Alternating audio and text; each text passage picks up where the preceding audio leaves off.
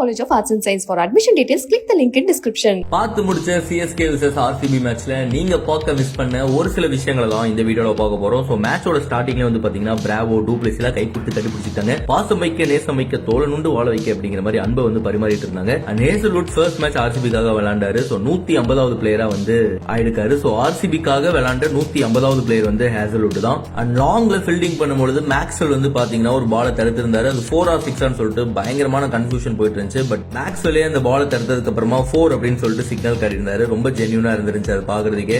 And Dube மேட்சுக்கு நடுவில் வந்து பேட்டை மாத்திருந்தாரு. அப்ப வந்து அவர் மாத்தினது பேட்டை மட்டும் இல்ல மேட்சையும் தான் அப்படிங்கிறது புரிஞ்சு. ஏன்னா பேட்டை மாத்தினதுக்கு அப்புறமா தான் 6-4 போட்டு பயங்கரமா ஆடிட்டு இருந்தாரு. சிராஜ் வந்து உத்தப்பா வந்து ஒரு அவுட் பண்ணியிருந்தாரு. அவுட் பண்ணதுக்கு அப்புறமா பயங்கரமா செலிப்ரேட் பண்ணிட்டு இருந்தாரு. உத்தப்பாவும் பாத்தீங்கன்னா பாதி தூரம் வெளில போயிட்டாரு. அதுக்கப்புறமா தான் அது நோ பால் அப்படின்னு தெரிஞ்சு. அண்ட் சிராஜோட ரியாக்ஷன் பாக்குறதுக்கே ரொம்ப கவலையா இருந்துச்சு.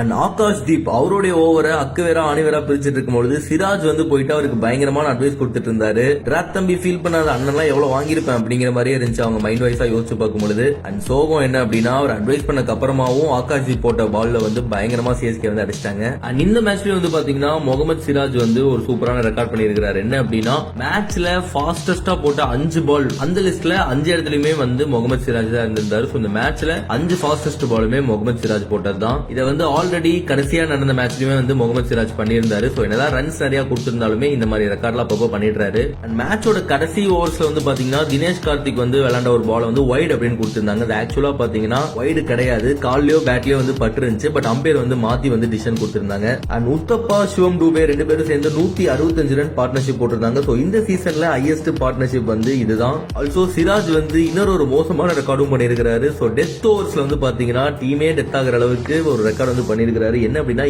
7 ஓவர் போட்டு 107 ரன் கொடுத்திருக்காரு கிட்டத்தட்ட. பட் விக்கெட்ஸ் வந்து எதுவுமே எடுக்கல.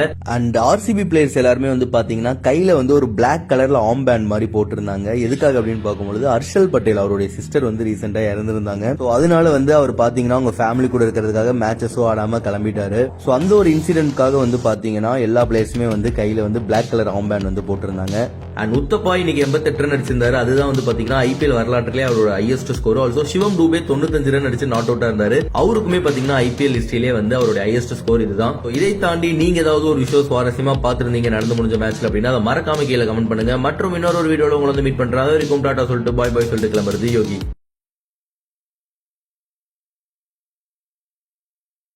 SC College of Arts and Science. For admission details, click the link in description.